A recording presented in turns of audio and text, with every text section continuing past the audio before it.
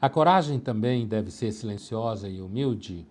Olha, veja bem, é muito pouco provável que a gente pensando em pessoas muito corajosas, mesmo na sociedade antiga, mesmo na sociedade do próprio Aristóteles, né, que pensou pela primeira vez de forma sistemática as virtudes, entre elas a coragem, é muito pouco provável que grandes guerreiros, por exemplo, fossem pessoas humildes, né, ou silenciosas. Muito pouco provável.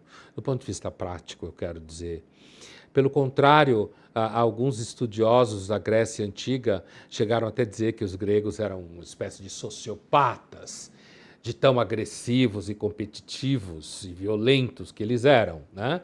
A gente sabe que, por exemplo, os chamados atletas lutavam com uma espécie de lama no corpo, mas completamente pelados, só com espada e escudo na mão. E que o culto, a força, a imagem do corpo perfeito na Grécia Antiga, mesmo em Atenas, era muito forte. Então é importante fazer uma diferença entre aquilo que seria um sujeito guerreiro na antiguidade, poderoso, e a ideia de vaidade e de orgulho, que provavelmente seria muito comum. Outra coisa é a gente pensando entre mortais, no dia a dia, a gente pensando Aristóteles, tentando dizer quais são as boas virtudes, né? E como que você pode praticá-las e como você pode cultivá-las. Nesse sentido, a ideia de que uma virtude é silenciosa, que é uma metáfora para dizer que a virtude não precisa se anunciar. E aqui, mesmo que a gente pense nos grandes guerreiros gregos, orgulhosos das suas vitórias, e romanos também, a gente deve lembrar sempre que antes do orgulho vinha o feito. Isso que quer dizer, antes de tudo, o silêncio da virtude.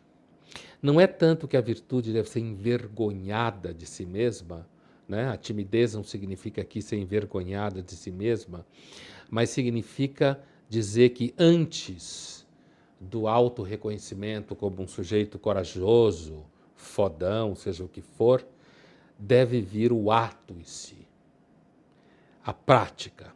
A ética é uma ciência da prática. Portanto, se você fala muito que você é corajoso, se você tiver tido um ato de enorme coragem, é possível que as pessoas até perdoem a sua vaidade. Mas se você só tiver o orgulho para oferecer de uma suposta coragem, portanto, a coragem também é uma virtude silenciosa. O silêncio dela não significa que ela não possa, de certa forma, falar de si mesma, mas significa que ela só pode falar de si mesma depois que ela tiver se apresentado de forma prática e concreta. Portanto, a vaidade é um mero acessório ao comportamento que se revela de fato corajoso.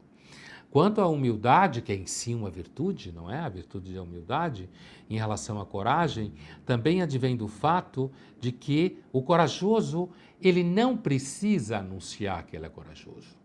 Inclusive, quanto menos ele ficar se gabando do que ele é, da sua própria coragem, provavelmente mais ele vai angariar pessoas que queiram segui-lo e que o reconheça como corajoso. Portanto, não é que o corajoso deve ser humilde. Na ética grega, você não tinha que esconder as suas virtudes. Mas se você é corajoso, por que afinal de contas você precisa ficar se gabando de alguma coisa? Portanto, a verdadeira coragem facilmente vai acompanhada da humildade.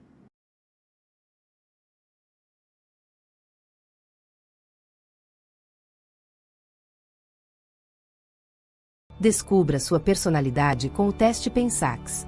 Faça o teste grátis e comece sua jornada de autoconhecimento.